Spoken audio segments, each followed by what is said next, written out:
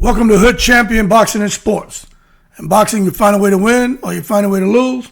Please like, subscribe, follow me on. Matter of fact, follow me wherever you want to follow me. But more importantly, become a member to the channel and leave that donation for that fried rice and chicken wings. Up, and away! What the hell's going on in boxing? Now, I did a live last night. We talked about what I'm going to talk about right now. But somebody reached out to me. They're like, man, I want to learn more about boxing. You did the live.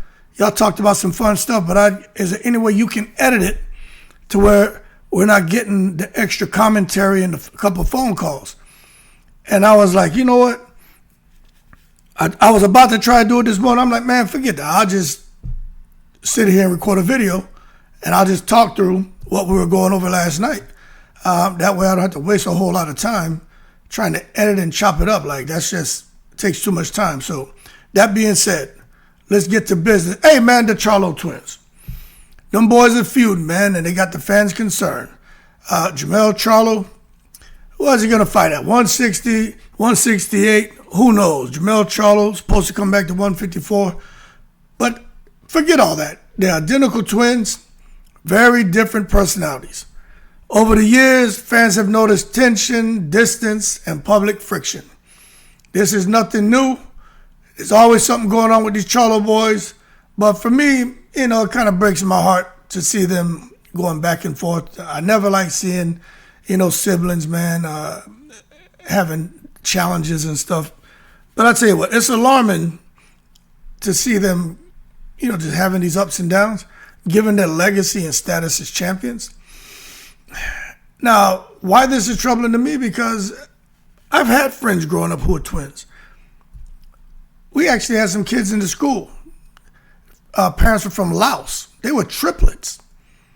And let me tell you, all my friends who were twins, whether identical, fraternal, or the triplets, man, they historically function as a unit, and show support to each other. I don't recall.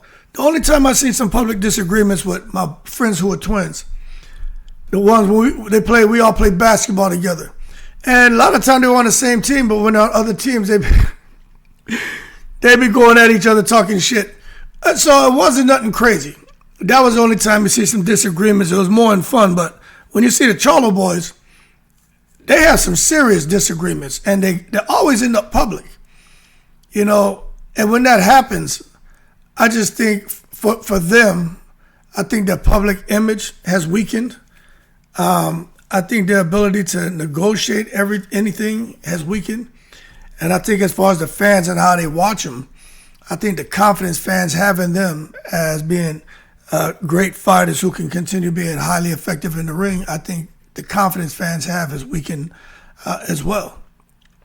So boxing's already isolating, but when you have family feuds, that just amplifies the mental strain. Now, when you talk about family feuds, I understand. We had one of the callers calling last night, and we were talking about it. They reminded me, hey, remember, Jamel and Jamal, their wives actually had a fight.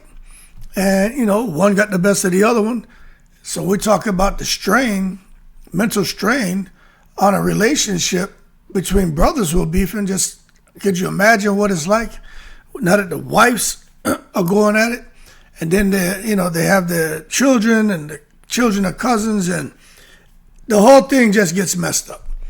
And I understand that. And all I want to say with that is, we're on the outside looking in. We don't know what all's going on, but I wish them the best of luck. I have nothing but best wishes for them. Because if adults want to be idiots, that's on the adults. I can't help but stop and think about the kids. You know what I mean? Like for me, when I start peeling the layers back, I'm like, if you got a bunch of adults want to be cockaholes, that's on them. They want to sit there, man, and get Sesame Street and join the circus and juggle tangerines and pedal a unicycle. Well, good for you. You go on out there and hang out with the bearded fat lady. But those kids, man, they don't deserve all that BS. But just trying to understand how they got to this. I mean, we're talking about some root causes. Look, man, I don't know. But I think their career paths kind of been diverging, where Jamel ended up getting a huge fight with Canelo. He made that Wu-Tang cream Cha-ching-ching. Dollar bill, y'all. He made like $20 million for those of y'all who didn't know. He ain't make no $3 million. You crazy? Jamel made like $20 million to fight Canelo. He made some serious ass money. And then you look at Jamal, that was his fight. That was Jamal's fight. He's the bigger Charlo. Big Charlo. The big Charlo had big struggles with inactivity. He had big personal issues. As a result, what you expect? Canelo did what he had to do while he was signed to PBC. And he said, okay, let's make this interesting. Jamel's undisputed at 154. He's a Charlo. The other one's not available. We'll just bubble him up and basically have an undisputed versus undisputed showdown.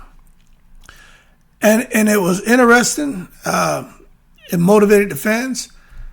But when Jamel got in the ring with Canelo, it's like once Canelo hit him with the Guadalajara, Jalisco bings, Jamel was like, yo, feet, don't fail me now. Batty. And he flew the hell around that ring. He didn't want nothing to do with that. He got his Hollywood shuffle on, didn't he? But the bottom line is when you think about these root cause, in addition to one getting the Canelo fight and the other one not, I think some of that financial independence created a bit of ego separation. Well, one is like, yeah, look at me now. This could have been you. And the other one like, man, you only got that because of me. Because you should be thanking me. And then you got different handlers, different circles, different priorities. But it all just culminates, man, for a situation that snowballs into the ultimate shit sandwich. And when I just sit back here and read the comments I see on Twitter and listen to people who I talk to when I'm out and about, fans have a perspective. And I'll tell you this, fans don't want beef. They want unity. Nobody, I haven't heard anyone say, I'm glad that the Charlos are beefing. Or I'm glad that, Jamel lost. Nah, they don't like that. When it comes to the Charlos, many feel these are champions who should be protected and protecting each other. These are champions who have a life that's hard enough without feuding with your own twin. These are champions who are very handsome, are very marketable, who are great fighters. These are guys who should be gazillionaires. Why aren't the Charlos gazillionaires? From endorsement deals, having people just wanting to sponsor them, why these guys aren't on talk shows, why these guys aren't here doing children programming, why they aren't here doing philanthropy. They should be gazillionaires. But you know what I say? Matter of fact, let me hit you with this. Why aren't they gazillionaires? Well, to that I say, in the most respectful way, hey, yo, hold your horses. Let's not take it to the stupid. You know why they're not gazillionaires? Because of attitude.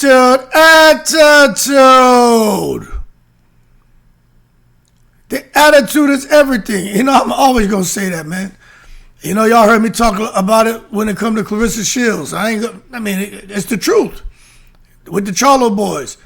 Always up when you see them on social media, man, it's not often they out there just kind of breezing and enjoying themselves. No, it's always some ranting and raving and, barking and ready to bite and poke somebody in the eyeball and twist an ankle and, you gonna eat that cornbread. You know what I'm saying? They're just buck wild. But I'll tell you this, concern about these fellas, that's not gossip. It's really about mental health and longevity, and I think a lot of fans, from their perspective, they're concerned about the Charlo boys. They're trying to timeline, like, when does shit go off? Two of the best fighters in the sport of boxing that happen to be twins, they just fell off. Crazy. But anyway, we'll see what happens with both of them. I can't wait to see them back in the ring. Jamel, for sure, man. I don't know what the hell he's doing. I thought he was going to come back and fight a Bass Baru since he's the champion of recess or WBA. I don't know what Jamel's doing, but when he does come back to the 154-pound division, I tell you what, boy, shit going to be bubbling. Because at the end of the day, nobody at 154 beat him. And that loss he had to Tony Harrison, I mean, look, he lost, right? But in my opinion, he won that fight. But he has a loss on his record. But he came back and he knocked him out. So nobody beat him.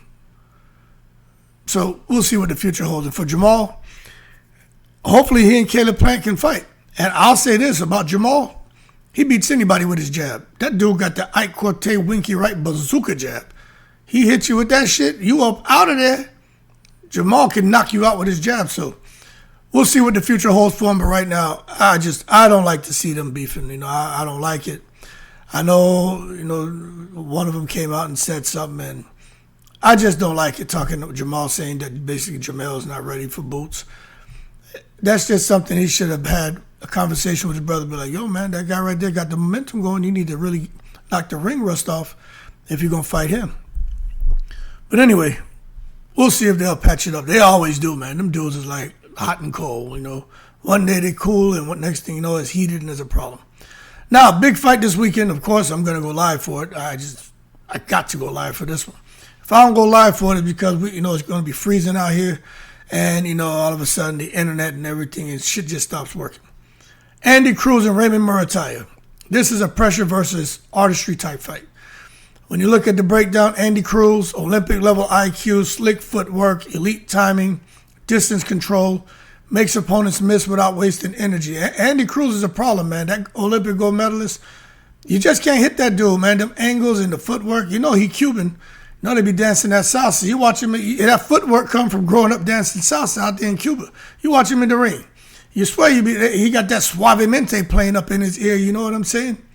Then he got Raymond Muratalla. Relentless pressure. Typical, man, Mexican style, man. That pressure, high punch output, break you down to the body, the head, stays on top of you. He got super strong fundamentals underneath Robert Garcia. Now, let me tell you something, man. Robert Garcia is no joke. And Raymond Muratalla is willing to take one to give two. This fight could boil down to Robert Garcia versus Bozy Ennis. And what's interesting is, this is what's crazy. This weekend, you got Robert Garcia training Muratalla, Bozy Ennis training Andy Cruz. They're going to fight. Whoever wins, the trainer is going to have that feather in their cap. But now hear this. Virgil Ortiz trains with Robert Garcia, and Jaron Ennis, of course, trains with his dad. So that's the next big matchup coming up. So that's going to be Robert Garcia against Bozy again.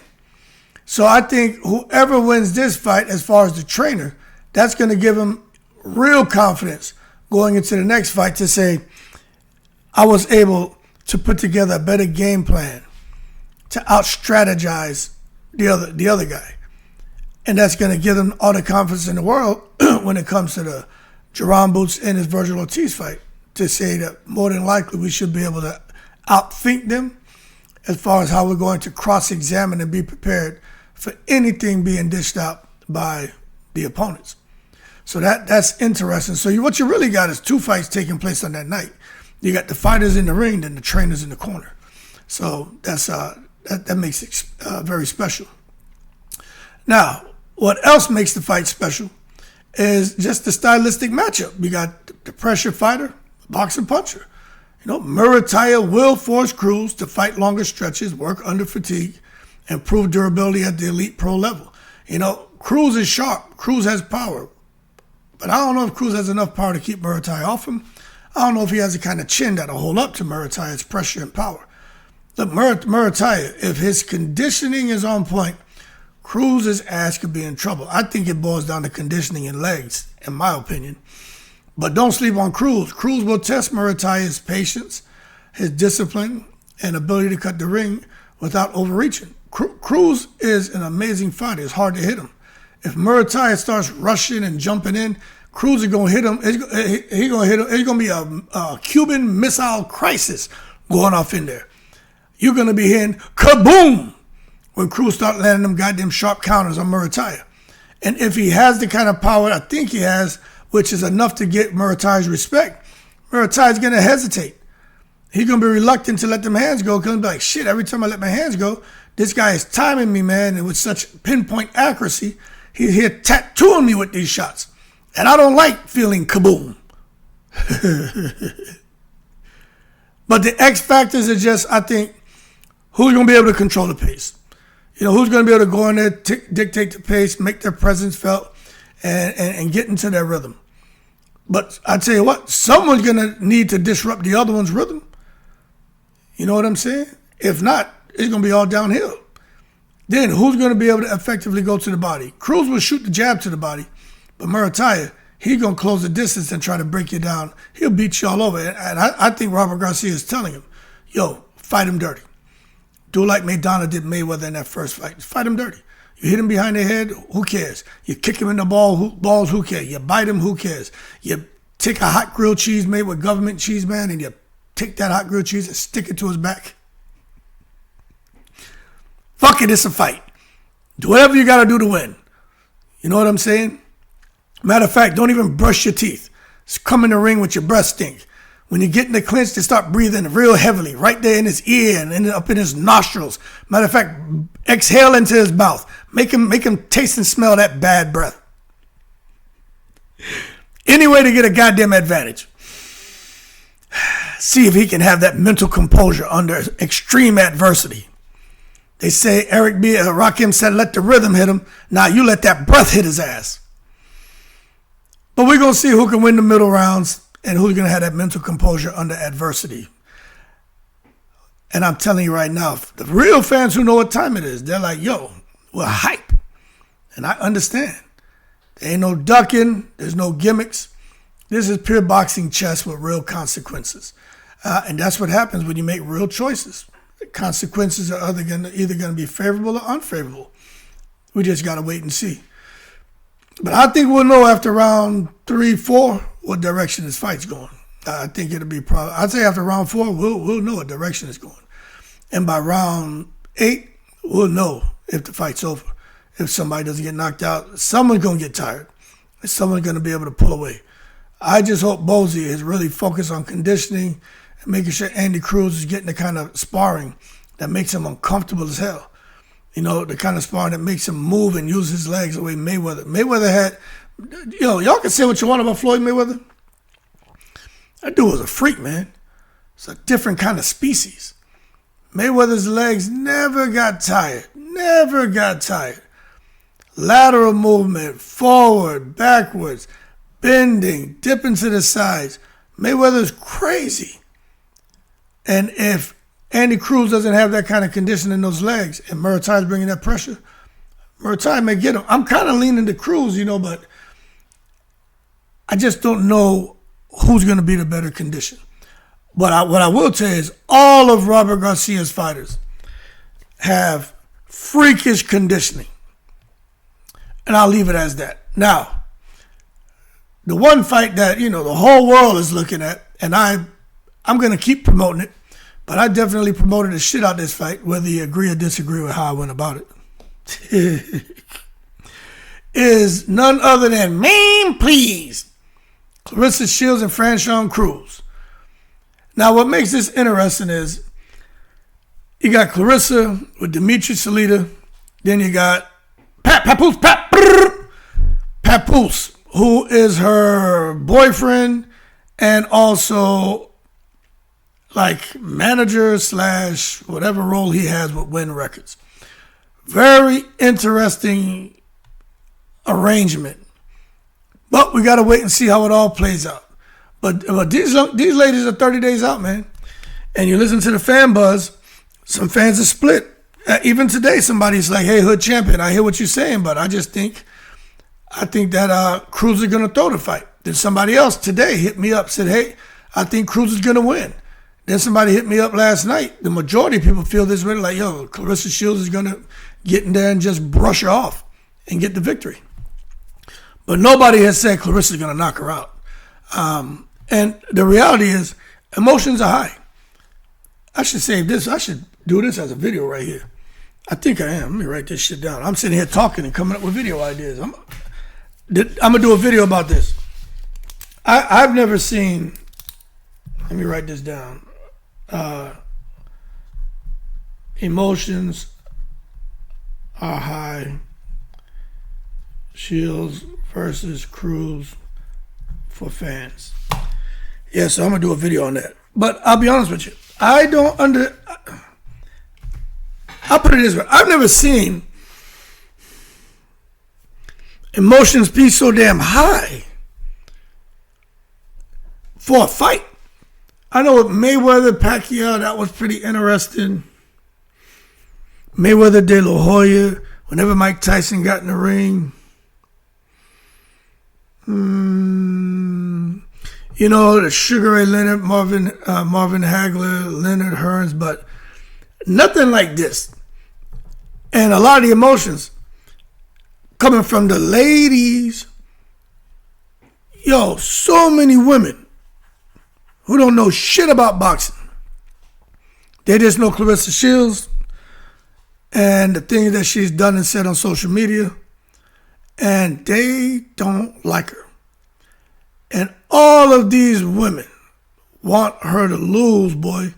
They are just sitting back on some crouching tiger, hidden dragon shit, just waiting to just explode out the bushes and descend from the trees and just insult, harass, and try to humiliate and just destabilize Claressa Shields when she loses.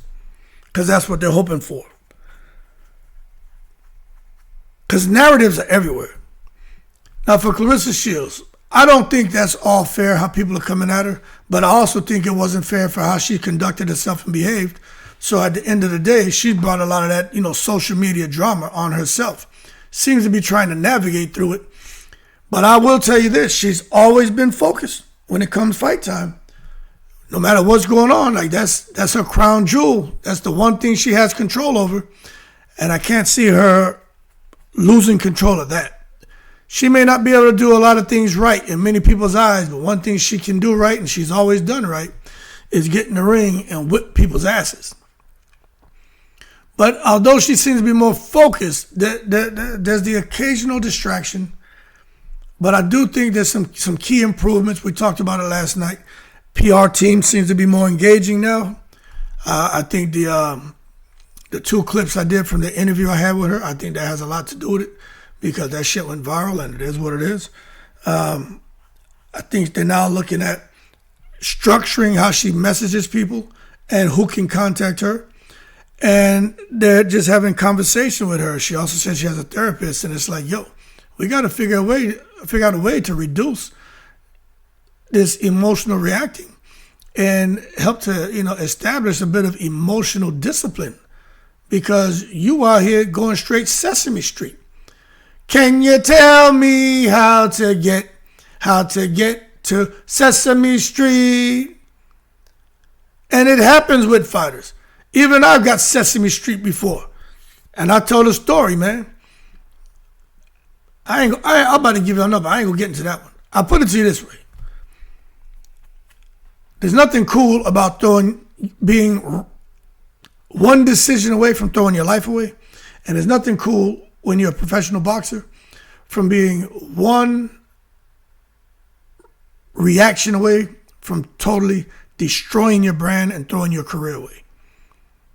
You see, it's a mindset. If you say, it's okay for me to shoot somebody, you're going to fucking do it. If it says it's okay for me to confront somebody, you're going to do it. Cuss at somebody, you're going to do it. Cut the ass out the underwear, you're going to do it. Punch them in the face, you're going to do it. Because thoughts become actions. And we get it. Boxers have a fight mindset. Claressa wants to make a statement. Matter of fact, she doesn't just want to win. She is talking about knocking out Franchon Cruz this earn. Now, to that I say, in the most respectful way, hey, yo, Claressa, hold your horses and stop taking it to the stupid. Claressa can fight. Clarissa's strong. But Claressa ain't knocking out no damn Franchon. When you're a person who doesn't knock people out and you're fighting somebody who doesn't get knocked out, you know what happens? You don't knock them out. But if you come out here and all of a sudden turn Slick Rick and start knock him out, if you can do that shit, people are going to say how. Who, what, when, where, why, how did that happen? Because see, the potential problem, Franchon Cruz, who can sing her butt off, is durable, physically strong, comfortable in ugly fights. So chasing a knockout could drain energy, create openings, play into Franchon's strength. And Claressa hasn't looked that good in the last couple fights. And that's no disrespect to her. That's a fact. So maybe because she knew she can just get in there and beat the girls up, that's why she fought that way? Okay. But she can't just come in there and pull that shit with Franchon. Franchon Cruz DAZN has a full 12-week camp this time, not 2.5 weeks. It makes a difference. There's no short notice crap going on here. Franchon has fewer distractions than Claressa Shields. And Franchon has a clear underdog mindset. Strategy, physicality. Grind Claressa Shields down. Make her uncomfortable. Twist her arm, headbutt her, throw her down, bite her, poke her in the eye, whatever you got to do. Matter of fact, Franchon should come in there and not brush her teeth either. Clench her, grind her down, and just breathe all up in her ear. Just breathe that bad breath down the side of her neck. Just all up in her nostrils. Make her inhale that bad breath. Put that halitosis all up in her face and nostrils. You know what I'm saying? I mean, look, y'all may think I'm joking. You got to do what you got to do when it comes to this shit. No excuses. Nobody want to hear, well, I should have done this, I should have done that. You know what? Hold your horses and stop taking it to the goddamn stupid. Neither fighter can come up with excuses if they lose. This is it. But what I will tell you, this is where it gets interesting. Now, if Franchon and Claressa fight, and Franchon hands down beats her, but she loses a decision, but I mean, hands down, it's crystal clear she won the fight, that's going to probably force fans to demand a rematch. And this is their this is their 5th fight. You could see a 6th fight. And if Franchon beats her then, Claressa won a rematch, you could see a 7th fight. So for those who are frustrated, like, hey, this is kind of weird, Hood Champion. These women are fighting again. Look, sit down and get your popcorn, because there could be 2 more after this, just depending on how the shit goes. Now, let's transition a little bit and get off the diva and the GOAT. Because if I stay on that, I'm going to talk the whole video about it, and I don't want to do that. Teofimo Lopez and Shakur Stevenson. True pick'em fight. Why this fight is so even? I mean, it's pretty damn simple. Teofimo, explosive, mentally unpredictable, but he's dangerous. Big fight proven, man, at 140 for a while, so he's comfortable there. Shakur, elite defense, got the ring IQ, controls the pace like a veteran. Shakur has great composure. But we haven't seen Shakur get hit with something like what I think Teofimo may be able to land. But again, I actually know people who know Shakur, and they said, I've seen him spar up there in Colorado, and they said people cannot hit him. He's like, his defense is that great. So I'm kind of convinced that when Shakur gets in there with Teofimo is going to struggle to land. But the key questions: can Teofimo stay disciplined? Will Shakur engage enough to win rounds clearly? And who will force their fight first? And that's why it's a pick'em fight, because you're looking at the styles, they clash. The mental edges matter, and one adjustment could swing the entire fight, either left or right, depending on the adjustment that's made. So I don't know who wins this fight, man. It's a pick'em fight, but I'm kind of leaning towards Shakur, just because I seen Teofimo have, mental breakdown in the ring during the fight, mental breakdown after the fight. When he fought Jermaine Ortiz, he was frustrated because Ortiz was boxing him and moving. If Ortiz would have threw 15 more punches around, he would have beat him. And then when he fought, I think the guy from Spain, I can't remember the guy's name. Anyway, it was at the end of the fight, and Teofimo was just like, do I still got it? And those are just, key indicators into what could show up if Teofimo is not having his way and Shakur is just, picking him apart. Now, Gervonta Davis, your best of luck to that man. I don't know what the hell's going on with him.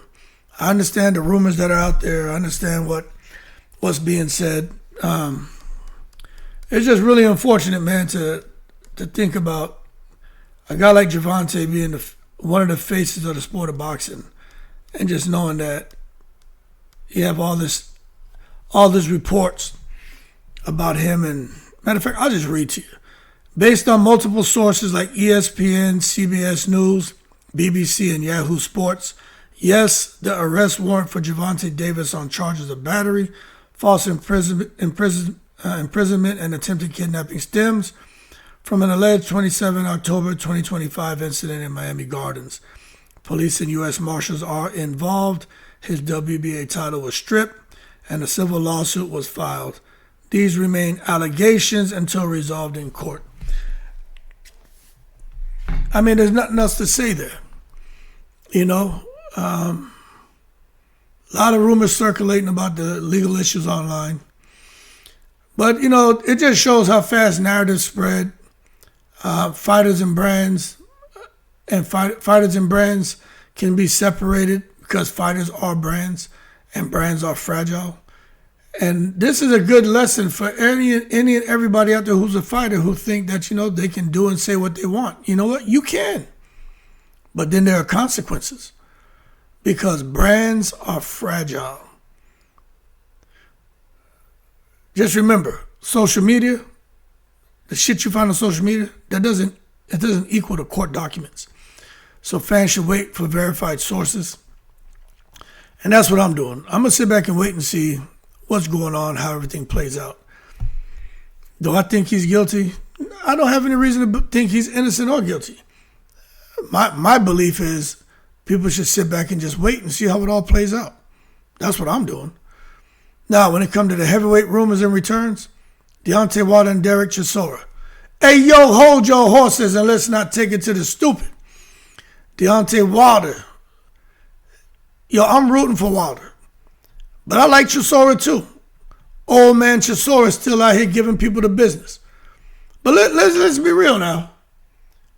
This fight really is whoever lands first. If Wilder can pull the trigger, because Chisora's going to be there to be hit. He got the kind of Joe Frazier style, cross-arm defense, kind of moves his head a little bit.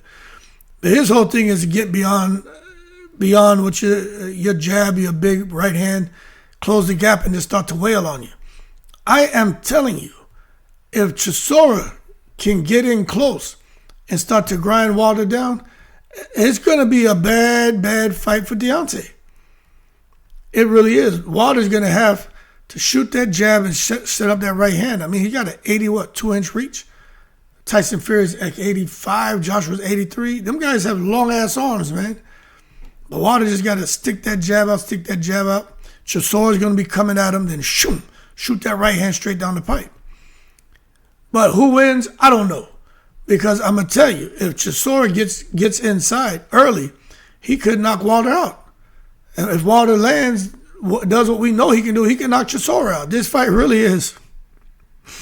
This shit is who lands first, man. So it makes sense stylistically. You can guarantee there's going to be some violence. And it's marketable globally. The fight's supposed to take place in Tottenham Stadium out there in the UK. They all know who Deontay Wilder is. They all know what Wilder fought Fury. Wilder's a threat. And Wilder's going to be received with open arms out there because they know what Wilder brings to the table. He's a warrior. The way he fought Tyson Fury, first fight, second fight, but that third fight, that just really put Wilder into the hearts and prayers of a lot of people. Because the way he fought, I'm telling you, not many people would have done what Wilder did. What Wilder did was something different. Something different. But anyway, we'll see when they're going to finally announce it, because I know it's happening. Now, Tyson Fury and Arslanbek Makhmudov. You know, I don't know what the hell going on with Tyson Fury. I'm the lineal champion, lineal. I beat him Francois. I'm the real champion. Like Tyson Fury. Take it easy, McNicholas. One day that man retiring, one day he fighting, then he retiring, then he fighting. He's signing his name with a pen. He's signing his name with a goddamn crayon. You don't know what Tyson Fury going to do. But one thing we do know is he should clip Makhmudov. He should clip him. Is the fight on paper look dangerous? Yeah, if you didn't know who Makhmudov was. He's big, he's strong, his power is real. I give him that, but Fury's movement, size advantage is key, and his IQ is key. I don't think Makhmudov is going to have a chance in there. Makhmudov is going to get frustrated, and Tyson Fury just going to sit there and coochie-coo chicken peck him and just tattoo him. You know what I'm saying? And bing him all around the goddamn ring. So I just think Tyson Fury's size, I think his IQ is the biggest advantage. But if he's in there screwing around, the first 4 rounds is where Tyson Fury could have some problems. But again, Makhmudov against Fury, I just don't think Makhmudov is going to be able to pull the trigger. But we won't know until they get in the ring. But I'll say this, Makhmudov has real power. So just got to give credit where credit's due. Now what's interesting is Wilder's supposed to fight Chisora, Fury's supposed to fight Makhmudov, then Usyk is supposed to fight Andy Ruiz. But then Tyson Fury came out yesterday and sent something like he was calling out Andy Ruiz as well. So Tyson Fury with the mind games again. But the bottom line is, the strong rumor is that Usyk is supposed to be fighting Andy Ruiz in Vegas or in California. So what you have here is a technical master with Usyk against the volume pressure fighter with Ruiz. Now, some people feel, hey man, Ruiz has a chance. He got really fast hands. Hood, you may be wrong. Okay, I understand. Well, Usyk has fast hands, but you know what's the difference in this fight? Usyk has fast feet and a fast brain. Andy Ruiz has been inactive, chilling. I just don't see Ruiz beating Usyk. Now, anything's possible because I know Andy Ruiz can fight, but Andy Ruiz is no longer the Andy Ruiz who was hungry, who went to fight AJ. That Andy Ruiz it doesn't exist anymore. He's no longer poor. There's no more struggles. The dude is rich beyond his imagination. So it's going to be a high chest level fight. But I think Usyk I think Andy is going to be the fight where you see Andy Ruiz take the most damage you've ever seen. I'm going to be honest with you. That's just how I see it. And I like Ruiz. I just don't think he can beat Usyk. Usyk is just a special fighter. But styles make fights, and Andy Ruiz may have the style to beat him. Now, Anthony Joshua, he's still in the mix. So it looks like Anthony Joshua's at a crossroads. He's just trying to balance his confidence, legacy, financial risk. Fans are watching his next move closely. We all know what the very unfortunate incident that he endured. I ain't here to talk about that because I don't like talking about all that. But Anthony Joshua, I think he's going to return because he was supposed to be fighting Tyson Fury. Word on the street was something about $200 million. Let me tell you this.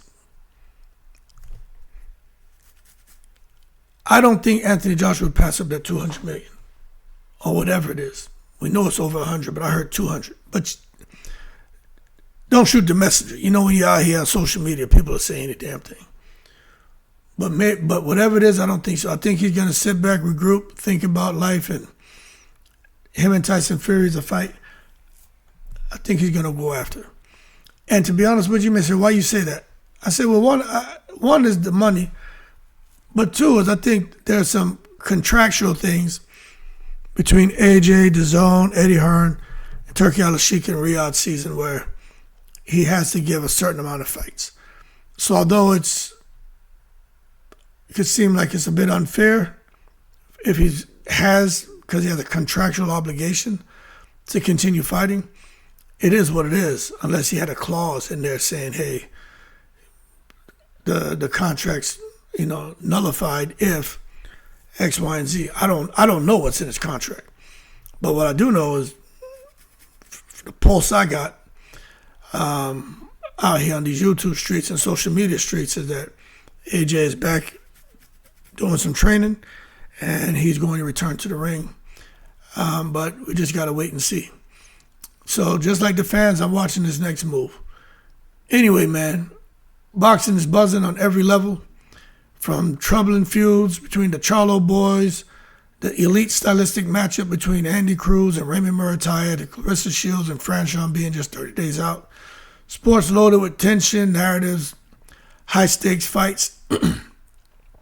Even the Teofimo Lopez, Shakur Stevenson, that's a true pick'em fight, man. And the undercards in all these fights are great, too.